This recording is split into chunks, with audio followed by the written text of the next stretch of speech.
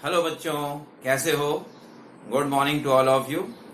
पिछले video lecture में हम लोगों ने गॉस थ्योरम के अनुप्रयोग पढ़े, एप्लीकेशंस ऑफ गॉस थ्योरम। तो उसमें हमने सबसे पहला एप्लीकेशंस पढ़ा कि किसी अनंत लंबाई के एक समान आवेशित तार के निकट वैद्युत क्षेत्र की तीव्रता, उसका फॉर्मूला पढ़ा E=λ/2πε0r। इसके बाद फिर दूसरा एप्लीकेशन बताया आपको कि अनंत विस्तार की एक समान आवेशित अचालक प्लेट के निकट वैद्युत क्षेत्र की तीव्रता, और वो फॉर्मूला पढ़ा हमने, वहां से निकाला E=σ/2ε0। इसके बाद तीसरा एप्लीकेशन हमने ये पढ़ा कि किसी आवेशित गोलीय कोश या ठोस चालक गोले के कारण वैद्युत क्षेत्र की तीव्रता, उसके 3 केसेस पढ़े। और फिर लास्ट टॉपिक हम लोगों ने पढ़ा किसी आवेशित अचालक ठोस गोले के कारण वैद्युत क्षेत्र की तीव्रता। उसमें भी हमने 3 केसेस पढ़े, गोले के पृष्ठ के भीतर, गोले के पृष्ठ पर और गोले के पृष्ठ के बाहर। तो ये एप्लीकेशंस हम ऑलरेडी डिस्कस कर चुके हैं। तो आइए आज देखते हैं गॉस थ्योरम के न्यूमेरिकल्स, आंकिक प्रश्न हम देखते हैं कि गॉस प्रमेय के आंकिक प्रश्नों को कैसे करना है। ठीक है, तो सबसे पहला प्रश्न लेते हैं। हमने ये माना कि एक 10 सेंटीमीटर भुजा का ये एक घन है, एक वर्ग है, एक वर्ग हमने ले लिया है 10 सेंटीमीटर भुजा का। ये इसकी प्रत्येक भुजा 10 सेंटीमीटर है, यहां भी 10 सेंटीमीटर है, और इसके पृष्ठ से, इसके सरफेस से 5 सेंटीमीटर दूर पर, यहाँ पे 5 सेंटीमीटर दूरी दिखा दिया है, ये मान लिया इसका सरफेस है, यहाँ पर 5 सेंटीमीटर ये डिस्टेंस है इसकी, और इस पर एक 10 माइक्रोकूलाम का आवेश रखा है। क्यू दिया है आपको +10 माइक्रोकूलाम, इसका आवेश रखा है। तो आपको बताना है कि इस वर्ग से गुजरने वाले वैद्युत फ्लक्स की गणना करनी है। आपको बताना है total electric flux crosses this square, इस वर्ग से कितना फ्लक्स गुजर रहा है। तो देखिए, गॉस थ्योरम का एप्लीकेशन हमें करना है। तो गॉस थ्योरम हम तब लगा सकते हैं जब ये आवेश इस पृष्ठ से घिरा हो, लेकिन एक सिंगल समतल पृष्ठ किसी भी आवेश को घेर नहीं सकता है। तो आपको काम ये करना होगा कि ऐसे ही 5 और वर्गाकार पृष्ठों से इस आवेश को घेरना है, और ये एक क्यूब बन जाएगा, एक ये घनाकार आकृति बन जाएगी। जो अभी आपको एक वर्ग दिख रहा है, ऐसे ही 5 वर्ग और लगा देंगे इसके सिमेट्रिकली 5 साइड से, तो ये आपका आवेश पूरी तरह से अंदर घिर जाएगा। तो आपको एक इस प्रकार का घन कंप्लीट कर लेना है। देखिए, एक क्यूब बना लेना है, इस तरह का, ये इस तरह का क्यूब बना लेना है।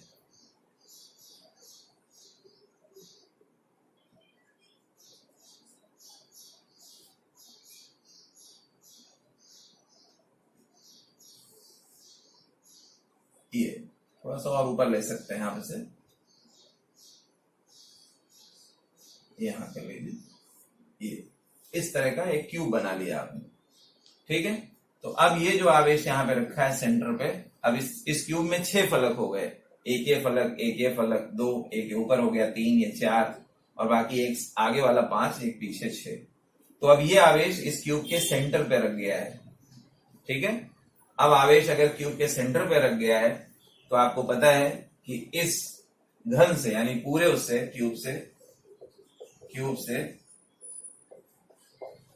क्यूब के संपूर्ण पृष्ठ से, संपूर्ण मतलब 6 पृष्ठ हैं इसमें, संपूर्ण पृष्ठ से वैद्युत फ्लक्स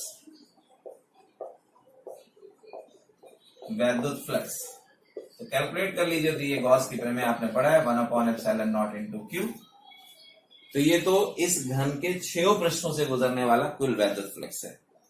अगर 6 पृष्ठों से निकालना हो तो क्यू की वैल्यू रख दीजिए, क्यू दिया हुआ है 10 माइक्रोकूलाम, तो ये हो जाएगा आपका 8.85 और इंटू 10⁻⁻12 और मल्टीप्लाइड बाई 10 माइक्रोकूलाम -6।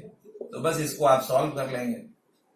लेकिन अगर हमें ये केवल पता करना है कि इस वर्ग से गुजरने वाला वैद्युत फ्लक्स क्या है, या इस क्यूब के किसी एक फलक से गुजरने वाला वैद्युत फ्लक्स आपको चाहिए, तो आपको पता है कि इस क्यूब में 6 पृष्ठ होते हैं, तो किसी एक पृष्ठ से गुजरने वाला, यहां लिखेंगे, इसलिए किसी एक फलक से गुजरने वाला वैद्युत फ्लक्स वैद्युत फ्लक्स, इलेक्ट्रिक फ्लक्स, वैद्युत फ्लक्स बस 1/6 हो जाएगा, इसको फाई ई डैश कर देते हैं तो 1/6 हो जाएगा टोटल फ्लक्स का। टोटल फ्लक्स फाई ई है या वही Q अपॉन एप्सिलॉन नॉट है, आप ये भी कर सकते हैं Q अपॉन एप्सिलॉन नॉट, तो 6 एप्सिलॉन नॉट हो जाएगा। तो बस इसी का आप 1/6 कर दीजिए, 1/6 कर दीजिए, या फिर से Q की वैल्यू रख लीजिए 10 माइक्रोकूलम में 10 इंटू 10⁻6, एप्सिलॉन नॉट की वैल्यू है 8.85 इंटू 10⁻12। ठीक है, तो सॉल्व कर लीजिए, ये लगभग आपको 8×6=48 50 के ऊपर आएगा, और फिर आप इसमें डिवाइड करेंगे तो ये लगभग आपको 0.2 के अप्रॉक्स मिलेगा, 0.2 मिलेगा या 0.18 कह लीजिए, इस तरह मिलेगा, और इंटू 10⁻, ये ऊपर जाएगा तो +6 हो जाएगा। ठीक है, और इसको आप चाहे तो इस तरह लिख सकते हैं 1.8 इंटू 10⁻, 1.8 आपने कर लिया तो 10⁵ न्यूटन मीटर स्क्वायर पर कूलम। बस ये फॉर्मूला हो जाएगा आपका, ये वैल्यू हो जाएगी 1.8 इंटू 10⁵ न्यूटन मीटर स्क्वायर पर कूलम। थोड़ा सिंप्लीफाई कर लीजिएगा इसको, ये अप्रॉक्स मैंने 50 52-54 के आसपास, 52-53 के करीब, 54-55 आ जाएगा, 55 से फिर आपको 10 मिनट डिवाइड करना है तो लगभग आपका ये 0.18 इंटू 10⁶। ठीक है, तो ये आपका आंसर हो जाएगा 1.8 इंटू 10⁵ न्यूटन मीटर स्क्वायर पर कूलम। बस 1/6 हो जाएगा। किसी एक सरफेस से आप निकालते हो तो टोटल जो फ्लक्स होता है एक घन की 6 पृष्ठों से गुजरने वाला वैद्युत फ्लक्स वो Q अपॉन एप्सिलॉन नॉट होगा, तो किसी एक पृष्ठ से गुजरने वाला वैद्युत फ्लक्स 1/6 हो जाएगा। नोट कर लीजिए फटाफट से, मिटा दें। चलिए अगला क्वेश्चन देखते हैं।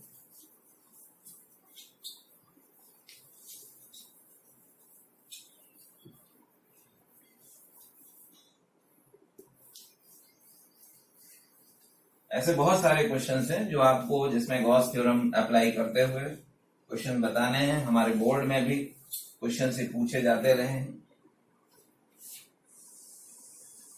ठीक है, एक बोर्ड का क्वेश्चन लेते हैं। देखिए एक क्वेश्चन दिया हुआ है, ये बोर्ड का है, 2020 में क्वेश्चन पूछा गया है। बोर्ड 2020 यूपी बोर्ड, ये 5 नंबर के आंकिक प्रश्न का ये न्यूमेरिकल था। ये था कि उसमें और भी था, आपको गॉस की प्रमेय उसमें सिद्ध करनी थी, उसका एक एप्लीकेशन भी बताना था, फिर ये न्यूमेरिकल था। न्यूमेरिकल ये दिया है कि एक खोखले बेलन के भीतर Q कूलाम आवेश स्थित है। ये क्वेश्चन आप नोट कर लीजिएगा, वीडियो को पॉज करके क्वेश्चन नोट कर लीजिएगा, मैं केवल उसकी वैल्यूज अभी आपके सामने लिख रहा हूं। क्वेश्चन है कि एक खोखले बेलन के भीतर Q कूलाम आवेश स्थित है। तो ये एक हमने बेलन ले लिया है, खोखला बेलन है, ये एक बेलन है, इसके भीतर Q कूलाम आवेश स्थित है। ये हमने मान लिया कि बेलन की अक्ष है, ये एक्सेस है बेलन की, और इसी पर Q कूलाम आवेश इस प्रकार रख दिया गया है। ठीक है, अंदर Q कूलाम आवेश स्थित है। यदि बेलन के वक्री पृष्ठ से, वक्री पृष्ठ मतलब आपको पता है कि बेलन में 3 पृष्ठ होते हैं, एक ये समतल पृष्ठ होगा, एक ये समतल पृष्ठ होगा। चलिए इसको 2 समतल पृष्ठ हमने ले लिए, एक और 2, और एक ये तीसरा वक्र पृष्ठ होता है, इसको वक्र पृष्ठ कहते हैं, ये वक्र पृष्ठ। तो क्वेश्चन है इसमें कि यदि बेलन के वक्री पृष्ठ से 5 वोल्ट मीटर वैद्युत फ्लक्स संबंधित हो, तो जो वक्र पृष्ठ है, वक्र पृष्ठ से जो फ्लक्स है वो आपको दिया हुआ है, वक्र पृष्ठ से फ्लक्स। चलिए इसको हमने मान लिया कि φ1 कर दिया है, या फाई कर्व्ड कर देते हैं, फाई सी कर्व्ड सरफेस से ये दिया हुआ है आपको, इसकी वैल्यू 5 वोल्ट मीटर दिया है, 5 वोल्ट मीटर। सी मतलब कर्व्ड सरफेस से, वक्र पृष्ठ से फ्लक्स जो है वो 5 वोल्ट मीटर दिया है। तो क्वेश्चन है संबंधित हो तो बेलन के किसी एक समतल पृष्ठ से कितना वैद्युत फ्लक्स होगा। बेलन के किसी एक समतल पृष्ठ से बताना है आपको कितना वैद्युत फ्लक्स होगा। क्वेश्चन हमारा आंसर हमको ये निकालना है कि एक समतल पृष्ठ से वैद्युत फ्लक्स, ये हमें बताना है। ठीक है, 5 प्लेन सरफेस से, P फॉर प्लेन कर दिया है, और एक समतल पृष्ठ से बताना है, ये हमें बताना है। चलिए देखते हैं, क्वेश्चन नोट कर लीजिएगा वीडियो को पॉज करके। अब आप देखिए क्या है, अब ये जो बेलन है ये एक बंद पृष्ठ है, 2 समतल पृष्ठ और एक वक्र पृष्ठ, 3 पृष्ठों से मिला करके ये एक बेलन बनता है जो कि बंद आकृति होती है। अब इसके भीतर क्यों आवेश गिरा है, तो आप बेलन से अगर संपूर्ण पृष्ठ निकालेंगे, बेलन से संपूर्ण पृष्ठ, तो गॉस की प्रमेय लगा दीजिए। बेलन से संपूर्ण फ्लक्स या बेलन के संपूर्ण पृष्ठ से फ्लक्स, बेलन के संपूर्ण पृष्ठ से फ्लक्स, तो जब आप ये कैलकुलेट करोगे तो ये तो हो जाएगा आपका Q अपॉन एप्सिलॉन नॉट, ये तो टोटल फ्लक्स हो गया। अब बेलन के संपूर्ण पृष्ठ से, संपूर्ण पृष्ठ में कौन कौन से पृष्ठ हैं, एक समतल पृष्ठ इधर है, एक ये समतल पृष्ठ है, और ये एक वक्र पृष्ठ है। तो हम बेलन के संपूर्ण पृष्ठ से फ्लक्स को इस तरह लिख लेते हैं, एक प्लेन सरफेस है पहला वाला, प्लस दूसरा प्लेन सरफेस है, और प्लस तीसरा जो है आपका ये जो है कर्व सरफेस है, वक्र पृष्ठ है सी। ध्यान दीजिए, इसको हमने कौन से 3 पृष्ठों की बात किया, पहला समतल पृष्ठ, दूसरा समतल पृष्ठ और तीसरा वक्र पृष्ठ। तो जो तीनों से टोटल फ्लक्स है वो हो जाएगा Q अपॉन एप्सिलॉन नॉट। ठीक है, तो ये दोनों जुड़ जाएंगे, हो जाएगा 2πp प्लस φc जो है वो दिया है आपको, फाई की वैल्यू दी है, ये हो जाएगा Q upon epsilon not.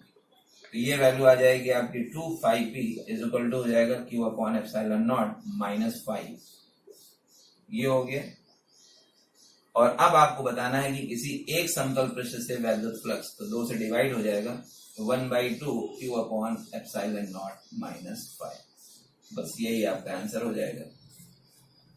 Question समझ आया? क्वेश्चन ये दिया है कि एक बेलन से Q आवेश घिरा है, या बेलन के भीतर Q आवेश रखा है, और बेलन के वक्र पृष्ठ से गुजरने वाला वैद्युत फ्लक्स 5 वोल्ट मीटर है। तो आपको बताना है किसी एक समतल पृष्ठ से गुजरने वाला वैद्युत फ्लक्स कितना होगा। तो हमें पता है कि बेलन के 3 पृष्ठ होते हैं, तो 3 पृष्ठों से हमने ये 3 पृष्ठों से फ्लक्स टोटल कर दिया है। पहला समतल पृष्ठ, दूसरा समतल पृष्ठ, तीसरा वक्र पृष्ठ। P for plane, C for curve मतलब वक्र पृष्ठ। तो देखिए ये 2 समतल पृष्ठ हो गए, ऐड कर दिया, समतल पृष्ठों से फ्लक्स बराबर होगा। ये आपका कर्व सरफेस का दिया हुआ है फाई, ये फाई रख दिया है, और तीनों पृष्ठों से जो कुल पृष्ठ होगा, कुल फ्लक्स होगा वो Q बटे एप्सिलॉन नॉट है। तो बस इस फाई को उधर पक्षांतर कर दिया, तो 2 समतल पृष्ठों से गुजरने वाला वैद्युत फ्लक्स ये होगा, और एक समतल पृष्ठ से निकालेंगे तो 1/2 हो जाएगा। ये 2020 बोर्ड का क्वेश्चन है। ठीक है, वीडियो को पॉज करके इसका प्रश्न लिख लीजिएगा, और बाकी इसका सोल्यूशन आपके सामने है, कर लीजिए। हो गया, मिटा दें। चलिए अगला क्वेश्चन देखते हैं।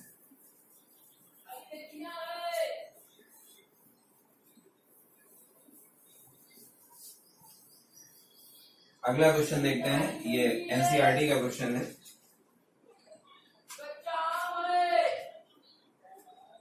एनसीईआरटी का क्वेश्चन नंबर 23 है ये क्वेश्चन एक बार फिर आप नोट कर लीजिए, वीडियो को पॉज करके क्वेश्चन नोट कर लीजिएगा। एक अनंत रेखीय आवेश का मतलब इस प्रकार का, ये एक आवेश का रेखीय घनत्व है। यहाँ पर अनंत रेखीय आवेश 2 सेंटीमीटर की दूरी पर 9 × 10⁴ न्यूटन प्रति कूलाम का वैद्युत क्षेत्र उत्पन्न करता है।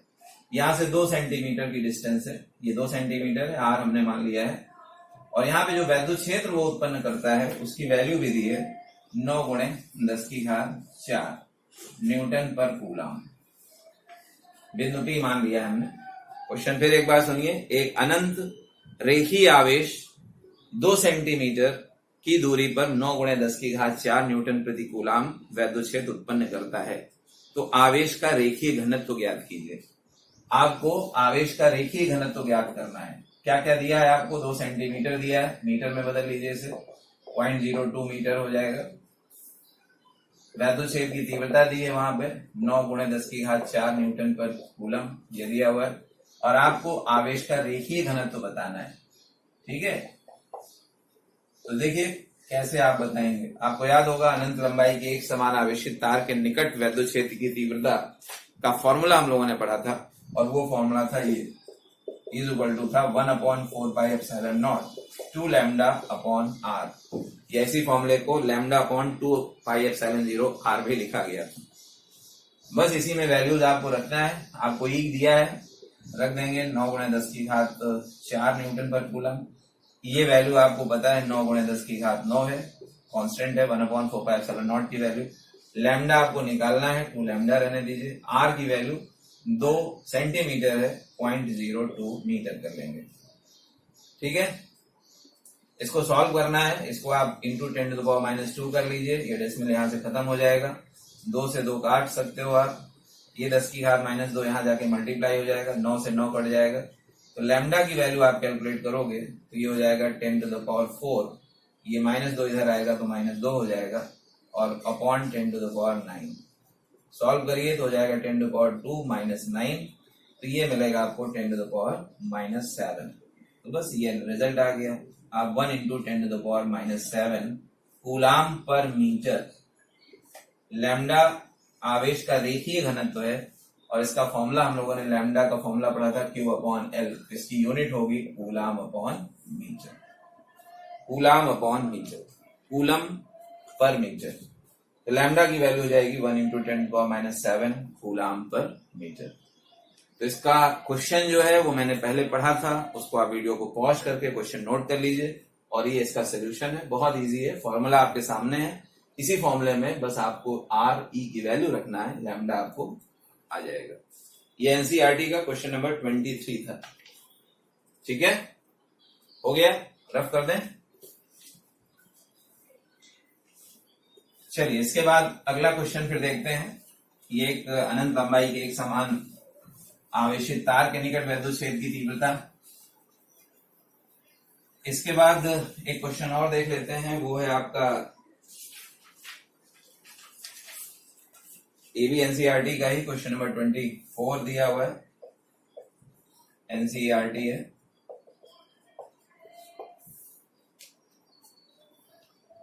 देखिए एनसीईआरटी का क्वेश्चन नंबर 24 है, इसको भी ध्यान से सुन लीजिए। क्या है क्वेश्चन है कि 2 बड़ी पतली धात्विक प्लेटें एक दूसरे के समांतर व समीप स्थापित हैं। इस तरह की 2 समांतर प्लेटें रखी गई हैं।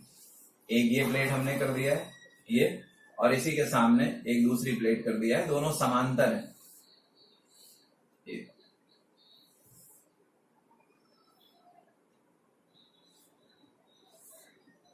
ये इस प्रकार की 2 धात्विक समांतर प्लेटें इस प्रकार रखी गई हैं। ठीक है,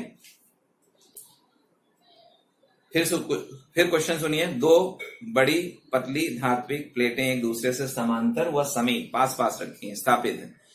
इनके भीतरी फलकों पर प्लेट के पृष्ठीय आवेश घनत्वों के चिन्ह विपरीत हैं। अंदर वाले पृष्ठ पे, अर्थात इस पे प्लस सिग्मा मान लेते हैं, और इसके अंदर वाले पृष्ठ पे ये माइनस सिग्मा है। यहाँ पे ये माइनस सिग्मा है, प्लस सिग्मा और माइनस सिग्मा ये आवेश के पृष्ठ घनत्व है। ठीक है, ये प्लस सिग्मा ये माइनस सिग्मा अंदर वाली प्लेटों पर है। आवेश घनत्वों के चिन्ह विपरीत हैं तथा इनके परिमाण दिए हुए हैं। इनका परिमाण दिया है, सिग्मा दिया है आपको, ये दिया है 17.0 × 10⁻⁻22 कूलाम पर मीटर स्क्वायर। ठीक है, तो आपको बताना क्या है वो देख लीजिए। पहला आपको बताना है प्रथम प्लेट के बाह्य क्षेत्र में, या ये जो फर्स्ट क्षेत्र है, पहले प्लेट के बाह्य क्षेत्र ये हुआ, फर्स्ट रीजन में इलेक्ट्रिक फील्ड आपको बताने हैं, वैद्युत क्षेत्र की तीव्रता in first region. First region मतलब इधर इस प्लेट के बाईं तरफ आपको बताना है। सेकंड पार्ट फिर आपको बताना है कि द्वितीय प्लेट के बाहर क्षेत्र पर, द्वितीय प्लेट ये है, इसके बाहर यहाँ पे हमने मान लिया ये सेकंड रीजन है, तो सेकंड रीजन में आपको वैद्युत क्षेत्र की तीव्रता बताना है ई सेकंड। और तीसरा फिर पार्ट है कि प्लेटों के बीच वैद्युत क्षेत्र की तीव्रता, तो इसको हमने थर्ड रीजन कह दिया है। तो थर्ड रीजन में भी आपको वैद्युत क्षेत्र की तीव्रता बतानी है, ई इन थर्ड रीजन। तो ये 3 आपको बताना है। क्वेश्चन एक बार फिर सुन लीजिए। क्वेश्चन है कि 2 बड़ी पतली धात्विक प्लेटें एक दूसरे के समांतर व समीप स्थापित हैं। इनके भीतरी फलकों पर प्लेट के पृष्ठीय आवेश घनत्वों के चिन्ह विपरीत हैं, अर्थात एक पे प्लस दूसरे पे माइनस है, तथा इनका परिमाण 17.0 गुणे 10 की घात माइनस 22 कूलाम पर मीटर स्क्वायर है। ये दिया हुआ है, सिग्मा दिया है पृष्ठ घनत्व। तो आपको इस क्षेत्र में, इस क्षेत्र में और इस क्षेत्र में वैद्युत क्षेत्र की तीव्रताएं निकालनी है। ध्यान दीजिए, इन्हीं तीनों क्षेत्रों में वैद्युत क्षेत्र की तीव्रताएं आपको निकालनी है। फर्स्ट रीजन, सेकंड रीजन और थर्ड रीजन। ठीक है, तो देखिए इस पे पृष्ठ घनत्व तो सिग्मा है, प्लस सिग्मा, इस पे माइनस सिग्मा है। तो सबसे पहले आइए क्वेश्चन इसका पहला पार्ट देखेंगे, सोल्यूशन करेंगे इसका। सबसे पहले फर्स्ट पार्ट को देखेंगे। तो फर्स्ट पार्ट पे वैद्युत क्षेत्र की तीव्रता निकालना है। आपको पता है वैद्युत क्षेत्र की तीव्रता निकालने के लिए एक कूलाम आवेश रखेंगे, ठीक है, और किसी एक आवेशित प्लेट के निकट वैद्युत क्षेत्र की तीव्रता का फॉर्मूला हमने पढ़ा था गॉस की प्रमेय के एप्लीकेशंस में, E = sigma upon 2 epsilon not. किसी एक आवेशित प्लेट के निकट वैद्युत क्षेत्र की तीव्रता सिग्मा अपॉन 2 एप्सिलॉन नॉट। तो देखिए पहले इस पहले प्रश्न से लेते हैं। मान लिया ये प्रश्न नंबर 1 है, ये प्रश्न नंबर 2 है। तो प्रश्न नंबर 1 से वैद्युत क्षेत्र की तीव्रता लेंगे इस फर्स्ट रीजन में, तो ये E1 इस डायरेक्शन में हो जाएगा, E1 ये हो जाएगा, ठीक है, बाई तरफ है, वेक्टर में लिख दिया इसीलिए, दिशा भी है इसमें, अवे फ्रॉम द प्लेट होगा। अब आप दूसरी प्लेट के कारण निकालिए, इस पे माइनस क्यू है, माइनस सिग्मा पृष्ठ घनत्व है, तो इसके कारण किसी एक कूलाम पर जो लगने वाला बल होगा वो टुवर्ड्स द प्लेट होगा, यानी प्लेट की ओर होगा। तो ये E2 हो जाएगा आपका, ठीक है। तो आप देखिए E1 और E2 दिशाओं में विपरीत हैं, और चूंकि पृष्ठ घनत्वों की वैल्यूज दोनों प्लेटों पे समान है, इसलिए आप कह सकते हैं कि इस बिंदु को हमने P कह दिया है। तो बिंदु P पर जब आप परिणामी तीव्रता निकालेंगे, बिंदु P पर, या वही क्षेत्र, पहला क्षेत्र कह सकते हैं, ये क्षेत्र फर्स्ट में परिणामी तीव्रता निकालेंगे, परिणामी तीव्रता, तो ये हो जाएगी आपकी E1 माइनस E2, डिफरेंस हो जाएगा ये फर्स्ट रीजन में। अब दोनों की वैल्यू सेम है, sigma upon 2 epsilon not, sigma upon 2 epsilon not, ठीक है। तो ये वैल्यू आपकी हो जाएगी 0। ये माइनस हमने इसलिए किया है क्योंकि दोनों वैद्युत क्षेत्र विपरीत दिशाओं में है। तो ये इसको चिन्ह सहित नहीं लेना होगा आपको, क्योंकि इसी माइनस चिन्ह के कारण E2 की दिशा उधर हुई है, तो इसलिए उसको चिन्ह सहित नहीं लेना। नहीं तो आप कहेंगे साहब E2 भी तो माइनस में होगा, तो माइनस माइनस फिर प्लस हो जाएगा, तो ऐसा नहीं है। हमने इस माइनस चिन्ह को ध्यान रखते हुए ही E2 की दिशा को उधर दिया है, तो माइनस का काम खत्म हो गया। तो ये माइनस जो है यहां पर इसलिए लिया है क्योंकि E1 और E2 अपोजिट है। इसी तरह आप सेकंड रीजन में आइए, यहाँ पे देखिए वैद्युत क्षेत्र की तीव्रता यहाँ कैसे निकलेगी। तो यहाँ पे ये पहली प्लेट है, इसको आपने P के बाद इसको Q कह दिया, मान लिया पॉइंट। देखिए इस प्लेट के कारण जो तीव्रता होगी E1 वो इस डायरेक्शन में होगी, अवे फ्रॉम द प्लेट होगी, और इस माइनस के कारण जब आप इसी बिंदु पर तीव्रता निकालेंगे तो ये आपकी E2 की डायरेक्शन हो जाएगी। E2 जो है वो टुवर्ड्स द प्लेट होगी, यानी प्लेट की ओर होगी। E1 away from the plate and E2 towards the plate की तरफ। तो थर्ड रीजन में, सेकंड रीजन में अगर आप बताओगे, जो हमारा सेकंड पार्ट है बिंदु Q पर, उसका भी यही सेम रिजल्ट हो जाएगा जो अभी आपने ऊपर वाला किया है, यही सेम है। चूंकि फिर से देखिए आप दोनों अपोजिट हैं, तो E सेकंड जब आप कैलकुलेट करोगे तो एक बार फिर से हो जाएगा E1 difference E2, E1 minus E2 कुछ भी कह सकते हैं, ये हो जाएगा सिग्मा अपॉन 2 एप्सिलॉन नॉट और minus sigma upon 2 epsilon naught is equal to 0, ठीक है। तो बिंदु P और बिंदु Q पर आपने तीव्रताएं निकाल लिया है। ये हमने एप्लीकेशन भी बताया था, गॉस की थ्योरम का एप्लीकेशन था ये। चलिए इसको मिटाते हैं, ऊपर का भाग, जो सिग्मा की वैल्यू थी वो ध्यान रहे क्या थी। अब आइए तीसरे रीजन में आ जाइए, C में आ जाइए। ये C का मतलब PQR, इसको हमने R कह दिया है, थर्ड पार्ट है, तो लिखेंगे बिंदु R पर। R का मतलब हो गया क्षेत्र थर्ड, तीसरे क्षेत्र में, क्षेत्र थर्ड मतलब ये यहाँ, इसमें आपको बताना है वैद्युत क्षेत्र की तीव्रता। कैलकुलेट करते हैं, देखिए ये थर्ड, पहले डायरेक्शन देख लेते हैं यहाँ पे। अब आप देखिए इस प्लस के कारण यहाँ पे जो E1 की डायरेक्शन हो जाएगी वो ये हो जाएगी। एक कूलाम आवेश जब रखोगे तो ये उसको प्रतिकर्षित करेगा, और ये जो माइनस सिग्मा है, ये ऋणावेशित प्लेट है, ये इसी प्लस एक कूलाम को आकर्षित करेगा, तो E2 भी इसी दिशा में हो जाएगा। तो तो इस बार देखिए आर पॉइंट पर E1 और E2 एक ही डायरेक्शन में है, E1 और E2 एक ही डायरेक्शन में है। तो अब आप इस पर जो निकालोगे तो ये हो जाएगा आपका E1 प्लस E2। तो sigma upon 2 epsilon not plus sigma upon 2 epsilon not, दोनों को ऐड करिएगा तो सिग्मा अपॉन एप्सिलॉन नॉट। 1/2 दोनों ऐड होकर के आपके 1 हो जाएंगे, ठीक है। 1/2 ऐड होकर के 1 हो जाएगा, बस आ गया।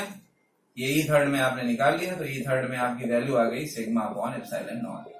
अब सिग्मा क्या दिया था, सिग्मा की वैल्यू हमें जो गिवन थी वो थी आपकी 17.0 इंटू 10⁻⁻22 कूलाम पर मीटर स्क्वायर। एप्सिलॉन नॉट की वैल्यू आपको पता होगी 8.85 इंटू 10⁻12।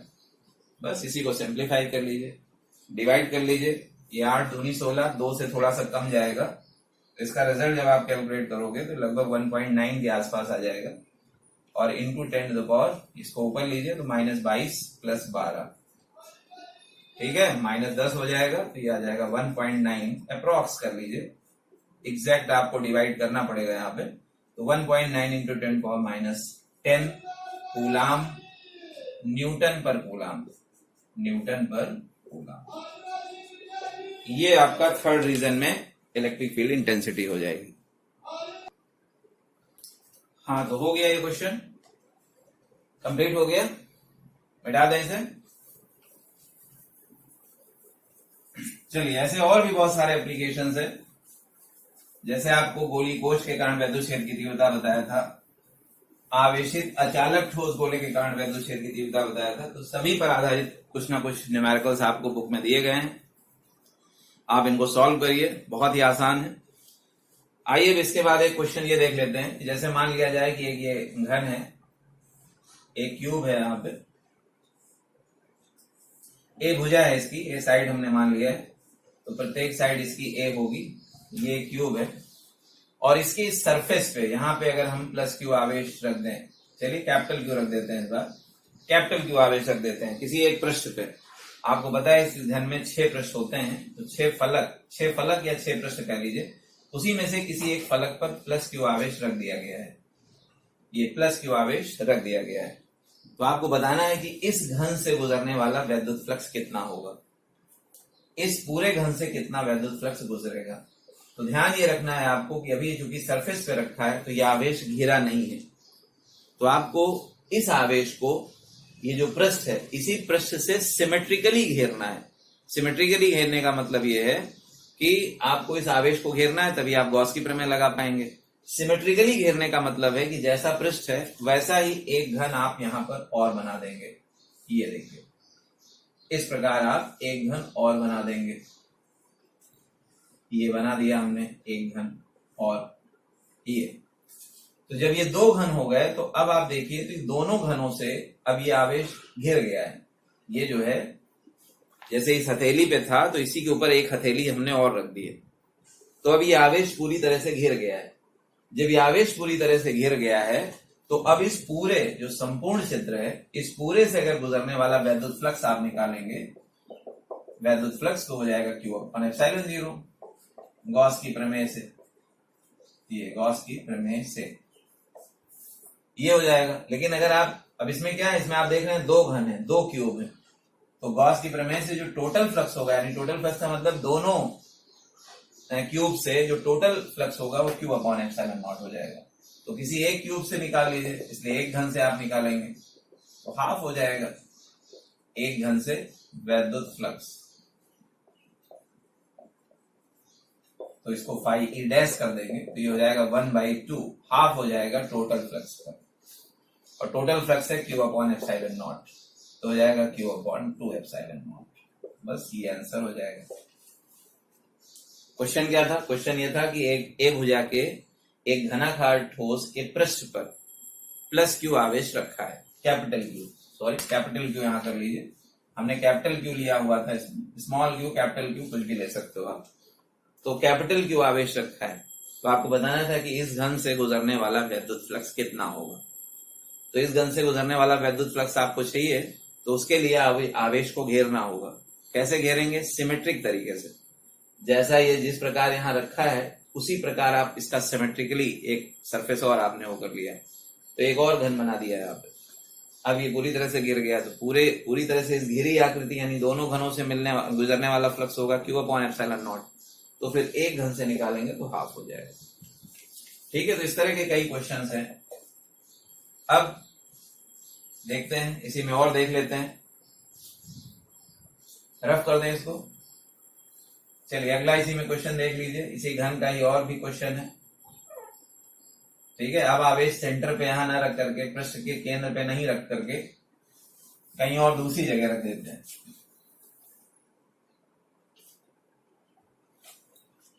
हमने ये मान लिया कि घन की किसी एक कोर पे रख दिया है। कोर का मतलब हुआ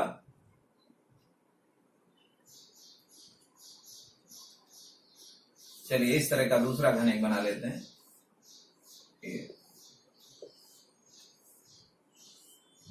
इसमें 12 कोरें होती हैं घन में। कोरें मतलब साइड्स, जैसे ये कोरें हैं 1 2 3 4 5 6 7 8 9 10 11 12, ये 12 कोरें हैं। ठीक है, अब इसमें किसी एक कोर पर रख दिया जाए, किसी एक कोर पर हमें रखना है Q आवेश। ठीक है, तो देख लेते हैं, जैसे मान लिया जाए कि यहां पर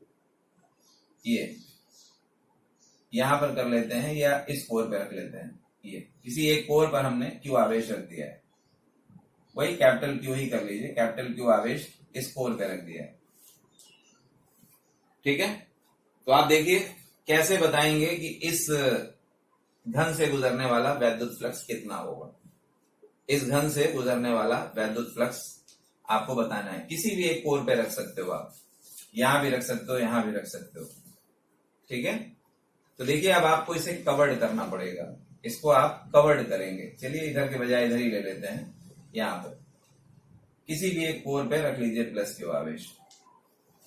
तो देखिए इसको घेरने के लिए हमें क्या करना पड़ेगा, इसको घेरने के लिए हमें यहां पर एक और घन इस प्रकार लेना पड़ेगा। ये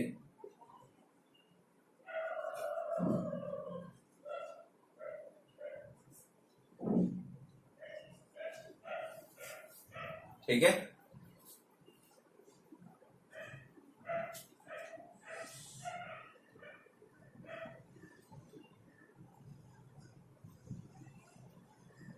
किसी भी कोर पे मैंने कहा यहां पे रख लेते हैं, एक्चुअली 3D फिगर आएगा।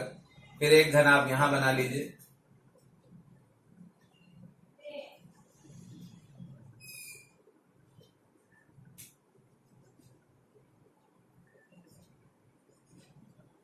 और एक यहां पे और बना लेंगे।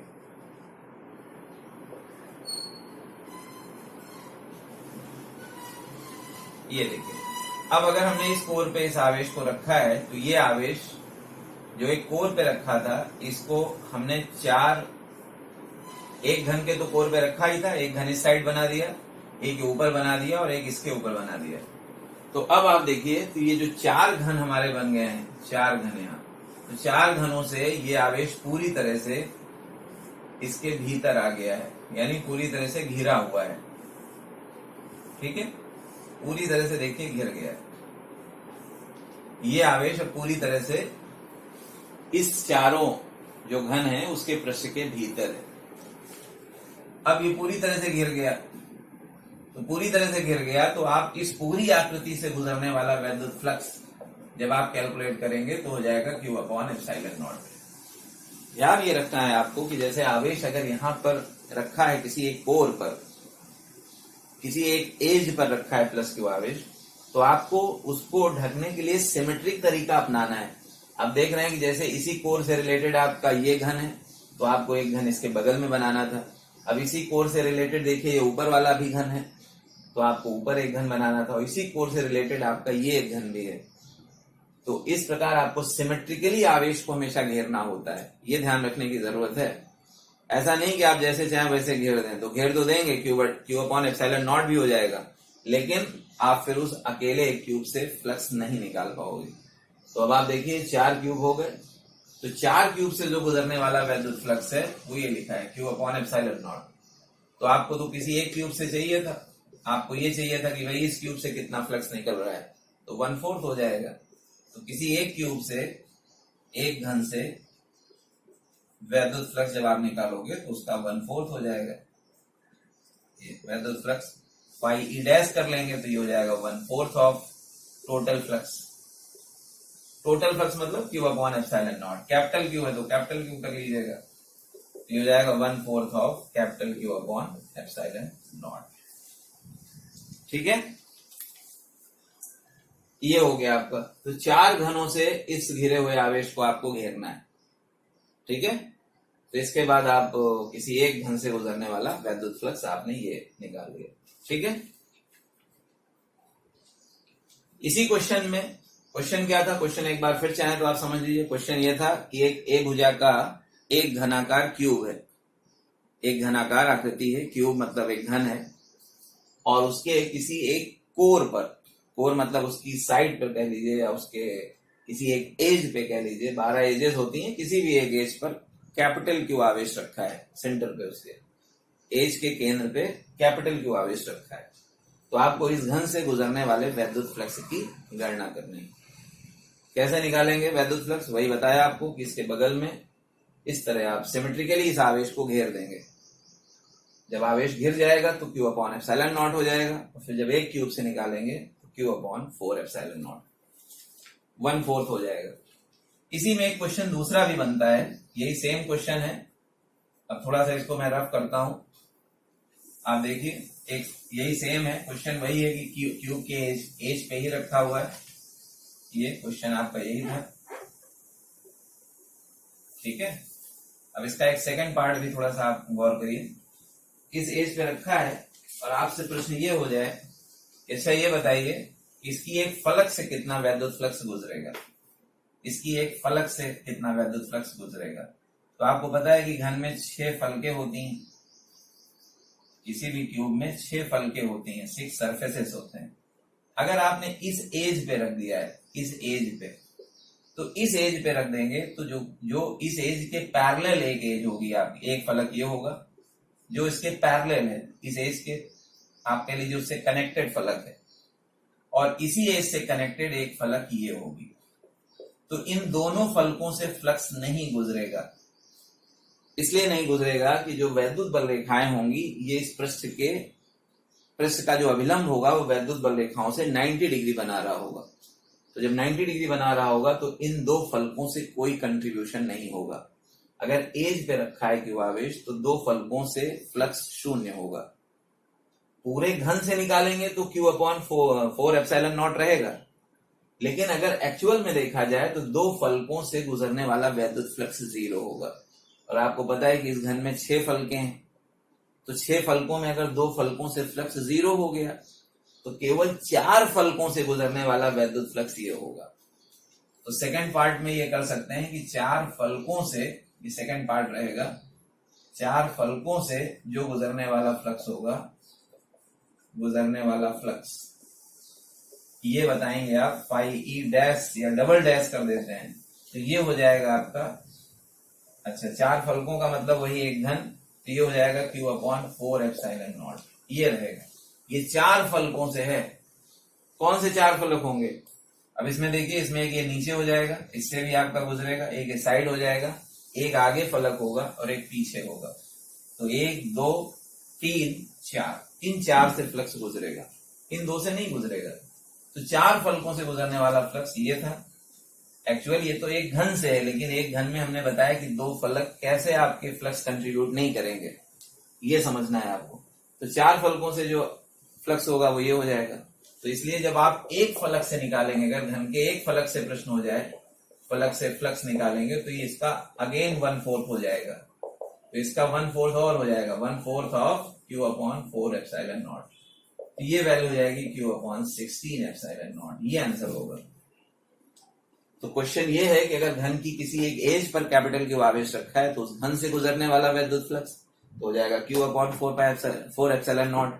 और अगर ये कहा जाता है कि इसकी एक फलक से गुजरने वाला वैद्युत फ्लक्स, तो इसकी एक फलक से गुजरने वाला वैद्युत फ्लक्स हो जाएगा क्यू अपॉन 16 एप्सिलॉन नॉट। समझ गए? तो इसमें भी 2 क्वेश्चन ये बन जाते हैं, दोनों आपके सामने हैं। एक फलक से भी निकालने की बात हो सकती है और पूरे एक क्यूब से भी हो सकती है। चलिए एक क्वेश्चन और देखते हैं, थोड़ा सा 3D आपको इमेजिन करना पड़ेगा। क्वेश्चन ये है कि जैसे ये मान लिया एक घन है, वही ए भुजा का, ये ए भुजा का एक घन हमने ले लिया है ए साइड का, और इसके एक कोने पर हमने प्लस क्यू आवेश रख दिया है। चलिए कैपिटल क्यू ही रख लीजिए, कैपिटल क्यू आवेश रख दिया है, ठीक है। तो पहले आपको ये बताना है कि इस घन से गुजरने वाला वैद्युत फ्लक्स कितना होगा, इस घन से, इस पूरे घन से कितना वैद्युत फ्लक्स गुजर रहा है। तो बस आपको बताया मैंने कि इस आवेश को घेरना पड़ेगा आपको। और कैसे घेरेंगे? सिमेट्रिकली घेरेंगे, सिमेट्रिकली आपको घेरना पड़ेगा, सिमेट्रिकली घेरेंगे तभी। तो देखिए कैसे घेरेगा, इसको मैं एक अलग उसमें दिखा देता हूं, एक अलग चित्र बना करके, एक अलग फिगर, ठीक है। थोड़ा सा ध्यान दीजिएगा इसको।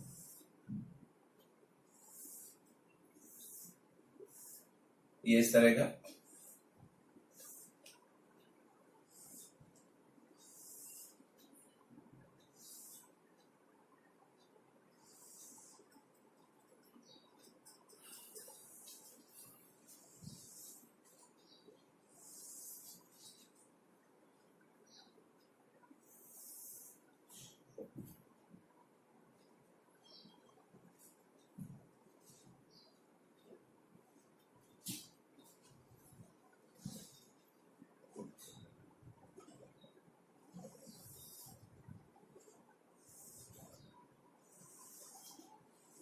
देखिए ये 3D थोड़ा फिगर है, इसको ध्यान से देखिए आप, इसको बहुत ध्यान से देखिए, तब समझेंगे आपकी क्या एक्चुअल क्या पोजीशन, ठीक है। ये कंप्लीट चित्र हो गया, ये कंप्लीट चित्र हो गया। अब एक यहां पर, हाँ ये घन था,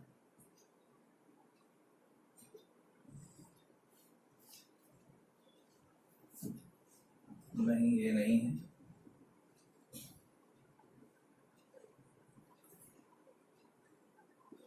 ये पॉइंट था यहाँ पे, ये था, ठीक है।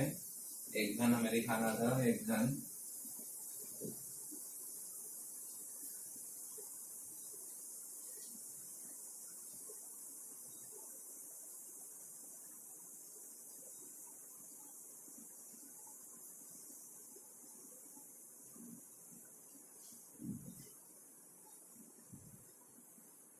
ठीक है। आइए देखिए, ये क्वेश्चन था आपका, एक और यहां से सेंटर से एक लाइन और निकल जाएगी ऐसे करके। अब ये कंप्लीट चित्र हो गया, ठीक है। आइए देखते हैं इसमें कहां पे आपको फ्लक्स कैसे वो करना है, थोड़ा सा ध्यान से देखिए इसको। ये एक 3D व्यू है, इसलिए थोड़ा सा इसमें इसको इमेजिन करने में थोड़ा सा आपको अपना इमेजिनेशन पावर बढ़ाना पड़ेगा, तब आप इसको इमेजिन कर पाएंगे, ठीक है। अब जैसे देखिए यहाँ पर आपका ये एक सामने से अगर आप देखें ये, तो ये सामने से एक घन इस प्रकार रखा हुआ है, ये घन जो है एक इस प्रकार का, ये एक घनाकार ठोस ऐसे करके रखा हुआ है, और इसी के इस कोने पर हमने क्यू आवेश रखा था, ठीक है। इस कोने पर हमने क्यू आवेश रखा है, यहाँ पे कैपिटल क्यू आवेश। तो आप देखिए कि इस घन से कितने घन आपके जुड़ेंगे वो समझना है आपको। जैसे ये इस कोने पर आवेश रखा है, उस चित्र को अगर हम देख पा रहे हो तो वो चित्र बेसिकली यही है, ये वाला है आपका, ये किस प्रकार का घन बन रहा है, ये, ठीक है। इस घन के कोने पे ये आवेश रखा है, तो इसको कनेक्ट करने वाले कितने घन बन रहे हैं, एक तो इसके जस्ट बगल में बन रहा है जो इस कोने को कनेक्ट कर रहा है, ठीक है। एक इसके पीछे घन बन रहा है, इसके जस्ट पीछे एक घनाकार ठोस और है, और इसके भी पीछे एक और है, वो भी इस कोने से रिलेटेड है। तो कुल मिला के अगर आप इस फ्लोर पे देखें, यानी इस लेवल पे देखें इस घन के बराबर में, तो एक बगल में एक उसके पीछे और एक इसके पीछे, 4 घन इस कोनों से संबंधित, और इसी कोने से इसके ठीक ऊपर 4 घन हो जाएंगे। इसके ऊपर भी एक घन हो गया यहाँ पे, एक आपका इसके ऊपर हो गया, एक पीछे हो गया, ठीक है। एक ये इधर बगल में इसके ऊपर आ गया और एक इसके पीछे हो गया। तो कहने का मतलब है कि ये जो कोना है, घन का, ये अपने 7 और घनों से कनेक्टेड होगा। या अगर किसी एक घन के कोने की बात करें तो वो हमेशा अपने निकटतम 8 घनों से जुड़ा होता है। ठीक है, कैसे? जैसे अगर यहां पर है, मान लिया यहां पर एक घन का ये कोना है, तो इस घन के पीछे भी एक घन होगा जो इससे जुड़ा होगा, एक इसके बगल वाला घन होगा, एक यहां वाला घन होगा। तो ये 4 घन तो एक ही तल पे हो गए इस कोने से, और 4 इसके ऊपर हो गए। इस घन के ऊपर एक घन होगा, उसका भी कोना यही होगा। ये जो इधर आगे वाला घन है उसका भी कोना यही होगा। एक इधर जो लिया था उसका भी कोना इधर होगा, और जो इधर बगल में है उसका भी कोना इसी से होगा। तो किसी एक कोने से 8 घन आपके रिलेटेड होते हैं। तो जब 8 घन इससे रिलेटेड होंगे, इससे 8 घन रिलेटेड हो गए, तब जब आप एक घन से गुजरने, पहले 8 घन से टोटल बंद पृष्ठ से जब आप फ्लक्स निकालोगे, बंद पृष्ठ से फ्लक्स, तो बंद पृष्ठ से फ्लक्स हो जाएगा Q/ε0। ये तो बंद पृष्ठ से हो गया। और बंद कितने पृष्ठों से होगा? 8 घनों से आवेश घेरेगा। तो इसलिए एक पृष्ठ से फिर निकाल लीजिए आप, एक घन से वैद्युत फ्लक्स। तो जब आप एक से निकालोगे, φe डैश कर देंगे इसे आप, तो बस इसका 1/8 कर दीजिए आप, कैपिटल Q/ε0 1/8 हो जाएगा, 1/8वां हिस्सा हो जाएगा। इस घन से गुजरने वाला विद्युत फ्लक्स 1/8 हो जाएगा। क्यों? क्योंकि इस कोने से अगल बगल, उसके अगल बगल जितने भी आप जो घन यहाँ पे कनेक्ट कर रहे हैं, वो टोटल 7 घन होंगे, 7 क्यूब्स होंगे। ठीक है, इसको थोड़ा सा ध्यान से इमेजिन करिए तो आपको दिखेगा, जैसे एक जिसको शेडेड किया है इस कोने से रिलेटेड है, और इसी कोने से रिलेटेड इसके जस्ट पीछे का भी एक घन होगा, जस्ट इसके पीछे एक घन इससे रिलेटेड होगा। तो एक ये घन खुद है, एक इसके पीछे हो गया। अब इसके बगल वाला देखिए एक है, और एक उसके पीछे है। ठीक है, एक उसके पीछे हो जाएगा। तो 4 तो ये हो गया, और 4 इसी के ऊपर हो गए, तो टोटल 8 घन हो गए। तो एक घन से जो गुजरने वाला वैद्युत फ्लक्स होगा वो आपका ये हो जाएगा। अब इसमें भी देखिए एक इंपॉर्टेंट चीज है, अगर आवेश यहाँ पे रखा है तो इसके 3 सरफेसेस से फ्लक्स नहीं गुजरेगा। एक तो इससे नहीं गुजरेगा क्योंकि बिल्कुल आवेश इसी के पृष्ठ पर है, यहाँ जो वैद्युत बल रेखाएं होंगी वो पृष्ठ के समांतर होंगी, जबकि जो उसका अभिलंब है वो 90 डिग्री बनाएगा, इससे भी फ्लक्स नहीं गुजरेगा। और एक जो पीछे वाला समतल पृष्ठ है ये वाला, इससे भी फ्लक्स नहीं गुजरेगा, जो ये वाला समतल पृष्ठ है। तो 3 जो समतल पृष्ठ है उससे फ्लक्स का कोई कंट्रीब्यूशन नहीं है। पूरे घन से निकालोगे तो Q/8ε0 है, और घन में आपके 6 फलक हैं। 6 फलक में आपको बताया कि 3 फलकों का कोई कंट्रीब्यूशन नहीं। समझ रहे हैं? तो 3 + 3 फलकों का, ये फलकों से फ्लक्स ये हो जाएगा, फलकों से फ्लक्स जो टोटल फ्लक्स है वो हो जाएगा Q/8ε0। लेकिन इसमें एक 3 जो आपके उस आवेश के कोने से जो 3 फलकें कनेक्टेड हैं उनसे फ्लक्स 0 हो जाएगा, और जो इधर सामने वाली एक फलक होगी, एक बाईं तरफ होगी, एक नीचे फलक होगी, इन तीनों से फ्लक्स गुजरेगा। तो 3 फलकों का कंट्रीब्यूशन खत्म हो गया, और केवल 3 फलकों से Q/8ε0 है। इसलिए अगर एक फलक से आप निकालते हैं, एक फलक से फ्लक्स, एक फलक से जब आप फ्लक्स निकालोगे तो 1/3 हो जाएगा। तो ये आपको मिल जाएगा Q/24ε0। तो ये थोड़ा सा टेक्निकल है, इमेजिन करने की जरूरत है कि कैसे आपका घन जो है किस प्रकार, मतलब घन अपना किस कोने पे आवेश है, या उसके एज पर है, या उसके फलक पे है, या उसके सेंटर पे है, आवेश कहाँ रखा है, उसके हिसाब से आपको उसको बंद करना होता है। बंद करने का मतलब आवेश को घेरना होता है, तभी आप गॉस की प्रमेय अप्लाई कर पाते हैं, लगा पाते हैं। ठीक है, तो ऐसे ही गॉस की प्रमेय के और भी बहुत सारे उपयोग हैं, और बहुत सारे एप्लीकेशंस हैं, बहुत सारे न्यूमेरिकल्स हैं। आप न्यूमेरिकल्स करिए, काफी न्यूमेरिकल्स हम लोगों ने डिस्कस कर लिए हैं। तो अब हमारा नेक्स्ट वीडियो लेक्चर जो आएगा उसमें हम नया चैप्टर पढ़ेंगे, और वो है इलेक्ट्रोस्टैटिक पोटेंशियल एंड कैपेसिटेंस, वैद्युत विभव तथा धारिता। तो ये हमारा नेक्स्ट चैप्टर होगा। तो पढ़ाई बनाए रखिए, लगातार पढ़ते रहिए। ठीक है बच्चों, थैंक यू वेरी मच।